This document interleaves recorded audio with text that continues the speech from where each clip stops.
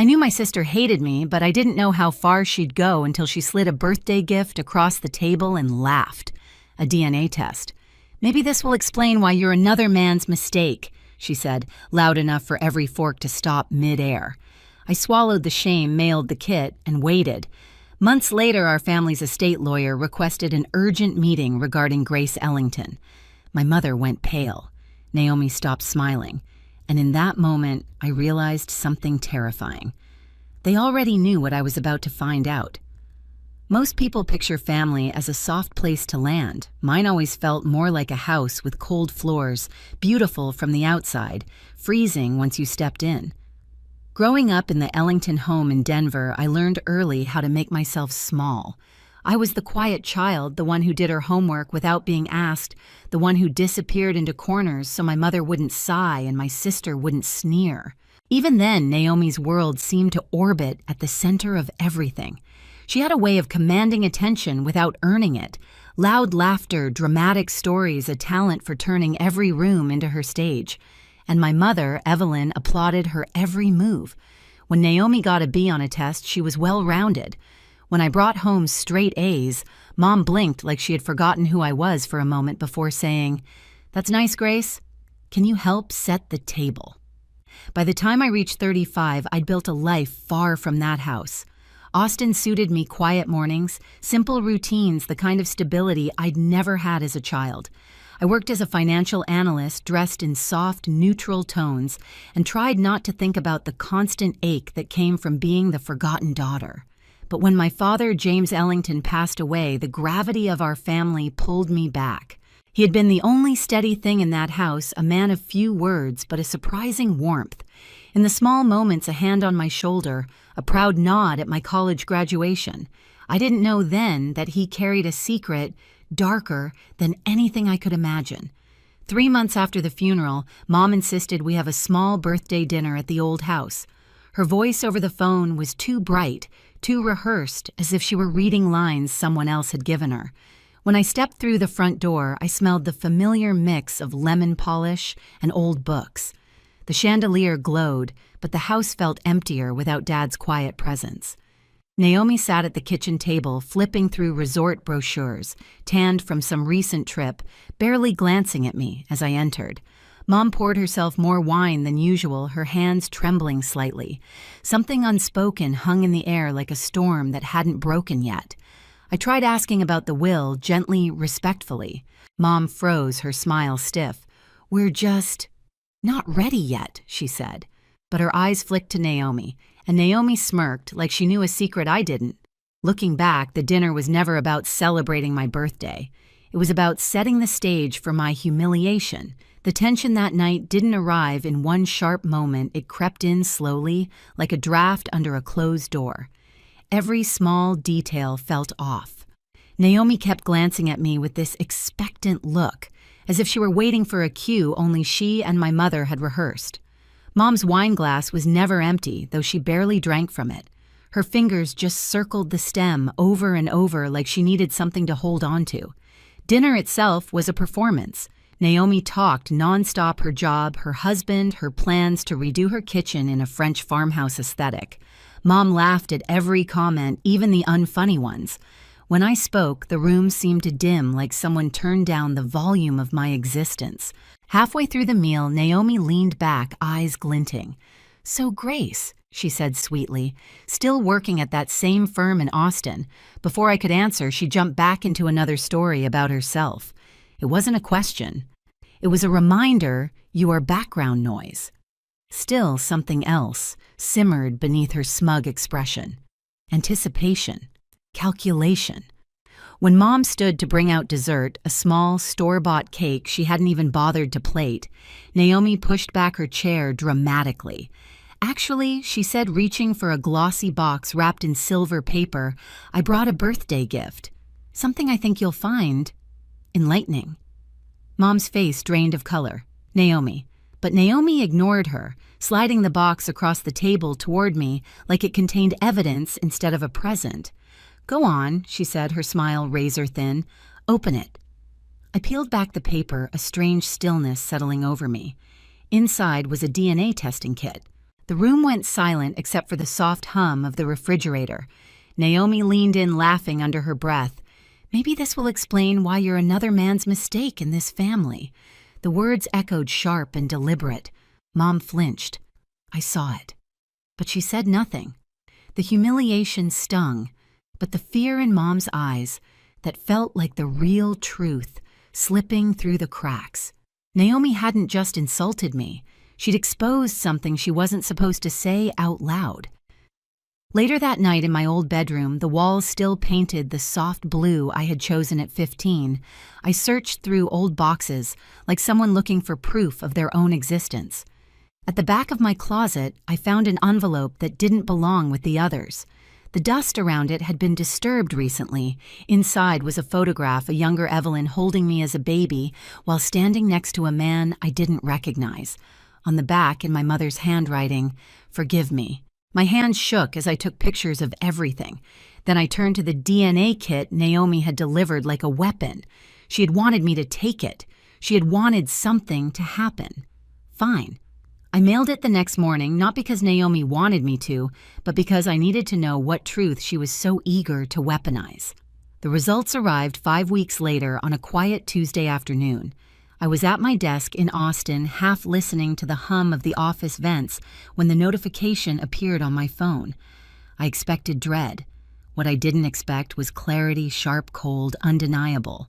No biological relationship detected with the Ellington family. My breath hitched, but I kept reading. A suggested match to the Hartman lineage. A name I had never spoken, never heard, suddenly tied to me by blood. It didn't hurt the way I imagined. It felt like confirmation of something I had always sensed. I was a guest in my own childhood, never a daughter. What shook me more came next. When I sent the results to our family group chat, nothing dramatic, just a screenshot and a simple question. Does anyone want to explain this? My phone buzzed almost instantly. Mom called sobbing. Not from remorse, but from fear. "Grace, sweetheart, please delete that. You don't understand. This is complicated. Things happened a long time ago. We moved past them." She never apologized. She never addressed the decades I spent feeling like a burden in her home. She just begged me to bury the truth again. But Naomi didn't call. She texted. Just 4 words. "Well, now you know." Cold, satisfied. As if she'd been waiting half her life for the moment I discovered I didn't belong. That night, I called her, shaking with questions I didn't know how to ask. She answered on the 3rd ring, her voice dripping with irritation. "Why Grace? Why now?" I demanded. "Why push this? Why humiliate me?" She laughed softly, a sound that hit like ice. "Because I've kept this family's secret for 20 years. Because Mom owed me. Because you've played victim long enough. And now the right people will finally get what they deserve." She hung up. Those words clung to me like smoke. The next morning, I started asking quiet questions. I spoke to family friends, old neighbors, people who had known my parents before Naomi and I were born. What emerged chilled me. Naomi had been digging for months, meeting estate lawyers, hinting about upcoming changes, talking as if Dad's estate already belonged to her. I needed help, real help. The kind Dad would have insisted I seek. So I hired an attorney, Sarah Eng, known for her work in complicated inheritance disputes. I brought her everything: the DNA results, the photograph screenshots of Naomi's messages, the odd conversations, the fear in Mom's voice. Sarah listened, expression still taking notes like she was assembling a puzzle. "Your instincts are right," she said finally. "This isn't just resentment. Someone is building a case to erase you." 3 days later, I got the call that changed everything. Mr. Dalton, our longtime estate lawyer, sounded unusually formal.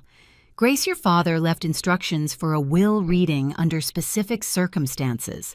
Those circumstances have now been met. I think you should be prepared for what you're going to hear." Prepared?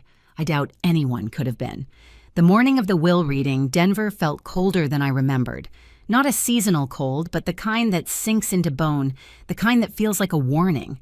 Sarah and I arrived early at the downtown building where Mr. Dalton's office occupied the top floor.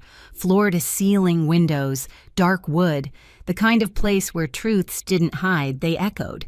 We chose seats near the window, out of the direct line of fire. Sarah whispered, Observe everything. Speak only when necessary. Her calm steadiness eased the tightness in my chest. Mom arrived next. She looked exhausted, like she hadn't slept in days. Her hair was hastily pinned back, and she clutched her purse with both hands as though it were the only thing keeping her upright. She didn't greet me, didn't even meet my eyes. She sank into a chair at the far end of the table, staring at the polished surface, as though it might swallow her whole. Then Naomi entered.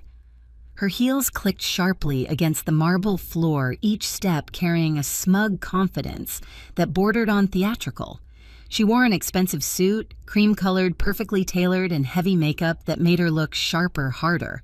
And of course, she brought her own attorney, a man I recognized from billboards, boasting about aggressive estate litigation.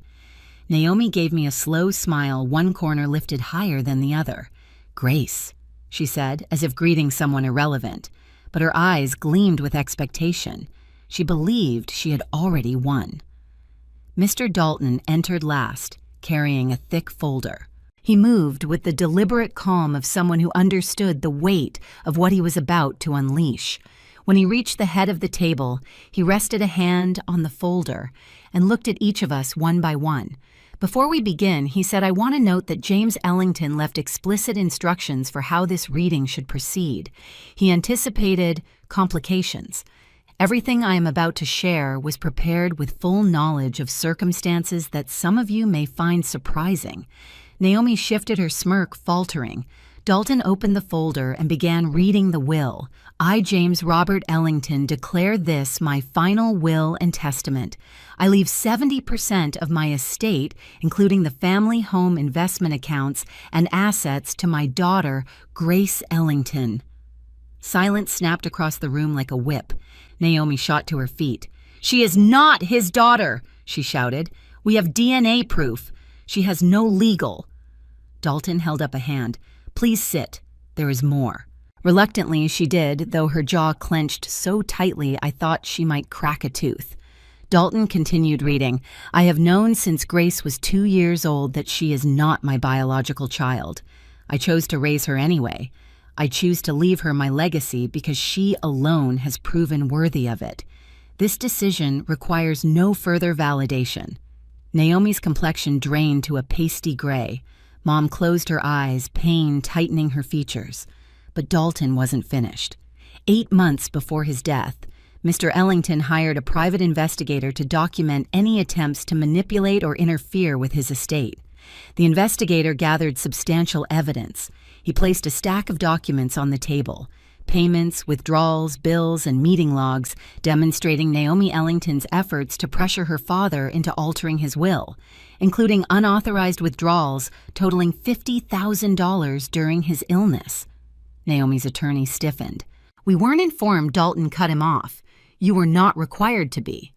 Additionally, the investigation documented consultations with 3 estate lawyers, conversations about upcoming changes to the family inheritance, and the purchase of a DNA test mailed to Naomi's home address and gift-wrapped. Naomi's eyes widened.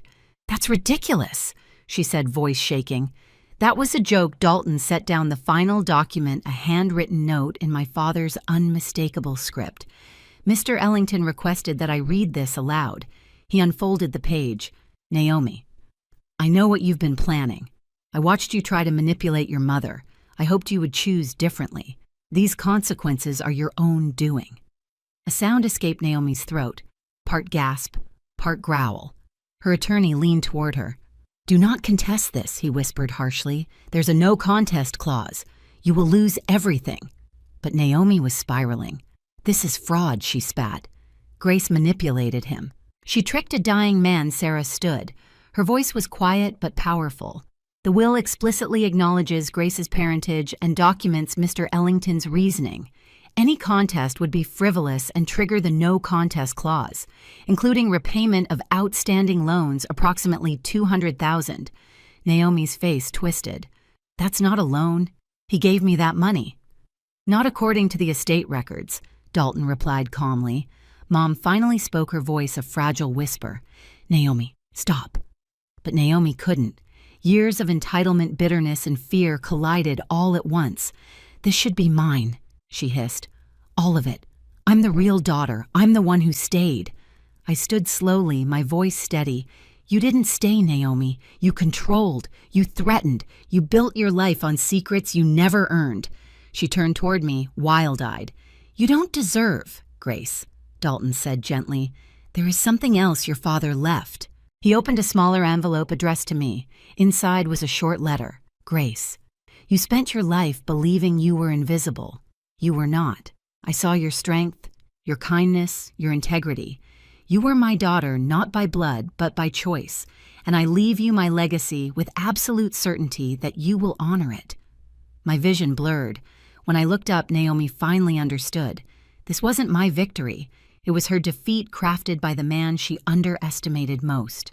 The legal fallout came faster than anyone expected. Naomi's attorney withdrew the next morning, leaving her scrambling for someone willing to take a case that was already collapsing under its own weight.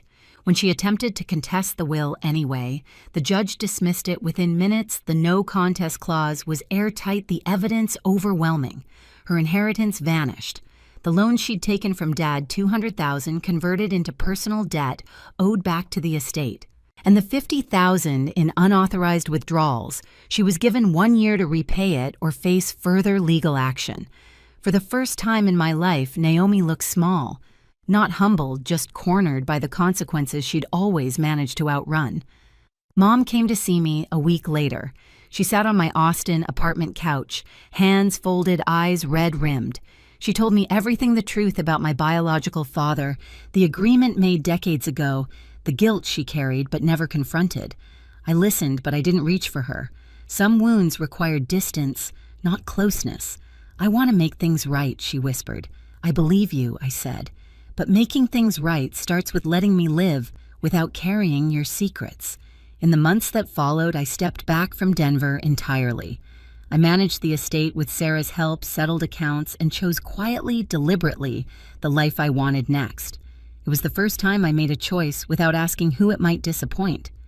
I left Denver behind and built a quieter life in Oregon where the lies couldn't reach me anymore. Some endings aren't loud. They're choosing peace over pain. And if you've ever been the overlooked one, know this: you deserve better than the people who failed to see you. Share your story below and subscribe for the next one. At Thanksgiving, my sister stood up, tapped her glass, and announced like she was accepting an award. Mom and Dad are signing the house to me. Emily gets nothing. The room erupted cheers, whistles. Someone even yelled, "About time I didn't clap." I didn't blink. I just smiled the way you smile when a storm hits, but you already know the roof is theirs, not yours. I set my fork down. Dad, I said softly, should I tell them, or will you? His face drained. My sister froze. And in that moment, everyone knew something was coming. Before I take you into what happened after that silence, tell me, where are you listening from tonight? It helps to know there are people out there who've lived through families like mine.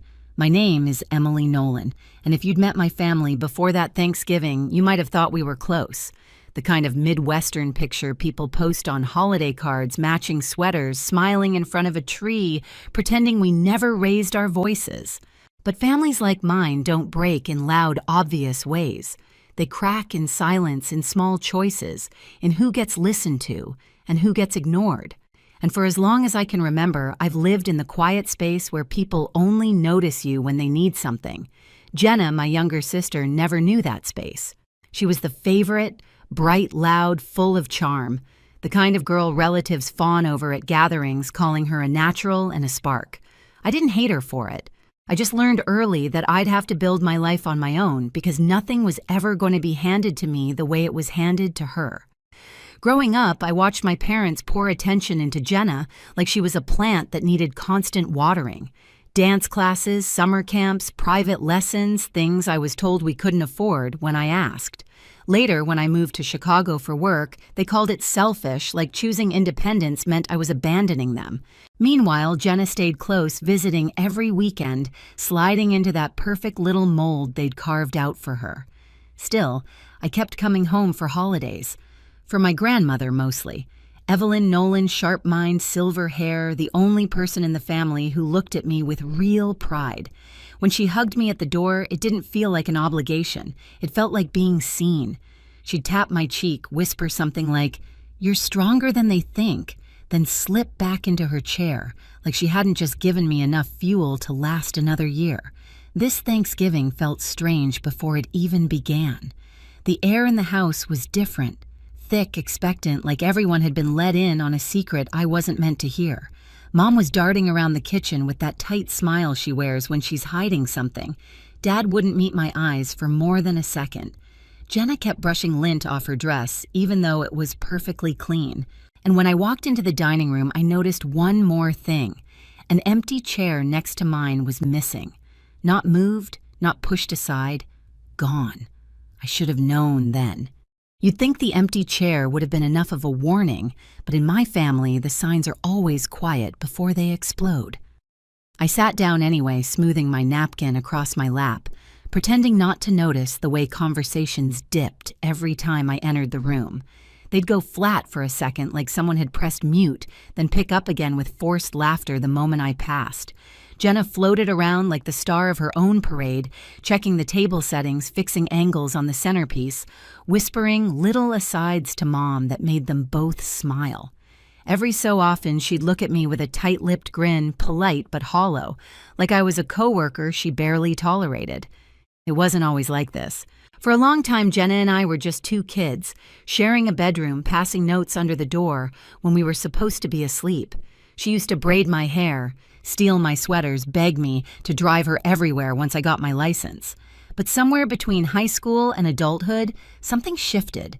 She slipped comfortably into the role my parents built for her golden girl perfect daughter, while I slipped quietly out of the frame. The house situation started 6 months earlier, long before the announcement at Thanksgiving. It was a humid Saturday in June when Mom called asking me to come home for something important. No details, no warning. When I arrived, they ushered me straight to the dining table, the same table where everything would later fall apart. Dad had a folder laid out like a presentation. Mom smiled too hard, like her face hurt from stretching. "Sweetheart." Dad began, "We're refinancing the house. Just a simple signature. Better rates. You won't have to worry about anything." Even then, something in me tensed. My family never asked me for help unless they needed more than they were willing to admit. I flipped through the papers, heart thrumming as I tried to make sense of the numbers. Something felt off, too many pages, too many amounts blacked out, too many rushed explanations. "Can I take these with me?" I asked, keeping my voice even. "My lawyer can look at them." The silence that followed told me everything. Mom's smile faltered. Dad snapped the folder shut too quickly, like he regretted putting it in front of me in the first place. "It's just a formality," he insisted. "Why complicate things?" But I took the folder anyway. Back in Chicago, my lawyer flipped through the papers, eyebrows rising higher with each page. She didn't smile. She didn't stall. She called me the next morning. "This isn't a refinance," she said. "It's a transfer of liability. If you sign, you're responsible for their debt." Debt? I'd stared at the phone numb. What debt? She explained slowly, carefully, a second mortgage, months of missed payments, foreclosure letters, things I didn't even know existed. And the moment I understood, something inside me locked into place. Not anger, not yet. Something colder, something steady. 2 months later, Dad called again, this time asking for money. Not a loan, not help, money. He said it was for Mom's medical bills, but when I offered to pay the hospital directly, he crumbled. The story shifted. The truth leaked out, late payments, deadlines, desperation. And now sitting at that Thanksgiving table, watching Jenna glow under everyone's attention, the weight of those 2 months pressed against my ribs. They weren't giving her the house. They were giving her the debt, and they expected me to sit quietly beside her while it happened. By the time November rolled around, the secret sat between my parents and me like a live wire. We did not talk about the papers I refused to sign or the call where Dad admitted the truth. Our conversations shrank into weather updates and questions about work, as if small talk could cover a crater. They did not know I had done more than refuse. I pulled the property records myself. I knew about the second mortgage, the interest eating them alive, the foreclosure clock already ticking. They were drowning and trying to drag someone else under with them. At first, I thought that someone was always meant to be me. I was the one with the stable job in Chicago, no kids the person they saw as a safety net they were entitled to. Saying no to them was like learning a new language that tasted like guilt. Then Jenna started posting hints online, captions about big changes, photos on the front porch with our parents, jokes about being ready to be a homeowner. Every post felt like another piece snapping into place. A week before Thanksgiving, Mom called to gush about how excited Jenna was to host more often once things were settled with the house. She said it lightly as if the house were a gentle heirloom, not a bomb they were wrapping in a bow. That was the night I stopped hoping they would fix it on their own. I went to my desk, pulled out a folder, and started filling it. Copies of payments overdue, notices the summary pages that showed exactly how deep they were. I did not plan to humiliate them. I planned to make sure no one could say they did not know what they were walking into. On Thanksgiving morning, I drove back with that folder in my bag and a knot in my stomach. Part of me still wanted to believe they would pull me aside, admit the plan had gone too far. Instead, Mom met me at the door with a tight hug that smelled like perfume and strain. "You look beautiful," she said. "Jenna is going to be so happy you're here." The way she said Jenna, not we told me everything. Inside the dining room was set, extra leaves in the table glasses shining, every chair filled but mine. My grandmother caught my eye from her usual spot and gave me a small nod like she knew more than she was saying. As I slid into my place, my hand brushed the edge of my bag. Paper against canvas. Proof against denial. If they were turning this dinner into a performance, I was done playing the quiet extra. When my sister rose from her seat and tapped her glass, I already knew I was about to watch the curtain lift on a performance they'd rehearsed without me. Jenna stood there, glowing, her hair curled perfectly, the necklace our grandmother gave her, catching the light like it had been chosen specifically for the moment she was about to steal. "Mom and Dad are signing the house to me," she announced, her voice bright enough to carry across every plate and every glass. "Emily gets nothing." The room erupted before the meaning had even finished sinking in. Cheers, loud claps, a few whistles, and the kind of laughter people use when they think they're supporting something good. Someone actually slapped Dad on the back. My mother dabbed the corner of her eye like she was witnessing an engagement. I didn't touch my glass. I didn't even blink. I just looked at Jenna and smiled. Not wide, not warm. The kind of smile that holds the weight of everything you aren't saying yet. Then I lowered my fork onto my plate and asked Dad, should I tell them? Or will you? The effect was instant. It was like my words cut a wire. The room dropped into silence so heavy I could hear the radiator tick. Dad's hand slipped. His fork hit the plate with a metallic clatter that echoed. Jenna's expression pinched. "Tell us what—" Around us, relatives leaned forward, scenting drama. My grandmother exhaled sharply, as if she'd been waiting for anyone to stop pretending everything was fine. I reached into my bag, pulled out the folder, and placed it in front of me. I didn't open it yet. I just let it sit there, resting like a quiet threat. "Before you celebrate Jenna getting the house," I said calmly, "you should probably know the condition it's in." Dad tried to recover. "Emily not here." "Why not?" I asked. "You weren't embarrassed when you decided to sign it over to her without telling her about the debt." Heads turned. Conversations died. Jenna stiffened like someone had pulled a string tight inside her. "What debt?" she snapped. I finally opened the folder. A stack of payments bills and overdue notices stared up at us. I slid one page forward, the summary line in bold. "They're behind on payments," I said, "on 2 mortgages. The second one was taken out without telling anyone. They're months from foreclosure, maybe weeks." My mother's hand flew to her mouth. Dad reddened. Jenna blinked like she'd been slapped. "That's not true," she said, her voice rising. "They would have told me. Did they tell you," I asked, eyes steady on hers, "that the house comes with over $100,000 in debt? That if you sign those papers, you're responsible for every overdue payment and every penalty?" Something cracked in her expression. Doubt crept in. Dad tried again. "You're making this sound worse than it is, Emily. We're handling it. Are you—" I held up another page. "Because this one says the bank isn't convinced you're handling anything." He lunged forward as if he could snatch the paper out of my hand right there in front of 20 witnesses. I pulled it back before he could touch it. "Stop," Mom begged. "Please, Don't do this today." "Why not?" I asked. "You chose today." The relatives started shifting in their chairs, some uncomfortable, some newly curious, a few openly furious at being included in this spectacle they hadn't been prepared for. My Aunt Diane was the first to speak. "Daniel," she said sharply, "is this true?" Dad didn't answer. His jaw clenched so tightly I thought it might crack. Mom buried her face in her napkin. Jenna looked between them and me. "But they said the house was mine." "It was never a gift," I said softly. "It was an escape route for them. They needed someone to carry the debt. First they tried to trick me. When that didn't work, they chose you." Jenna stood frozen in her sequined dress, shaking. Her fiancé Tyler leaned away from her slightly, like he wasn't sure if he should be associated with any of this. "Is she lying?" he asked my parents. Mom sobbed. Dad didn't look up. That was enough.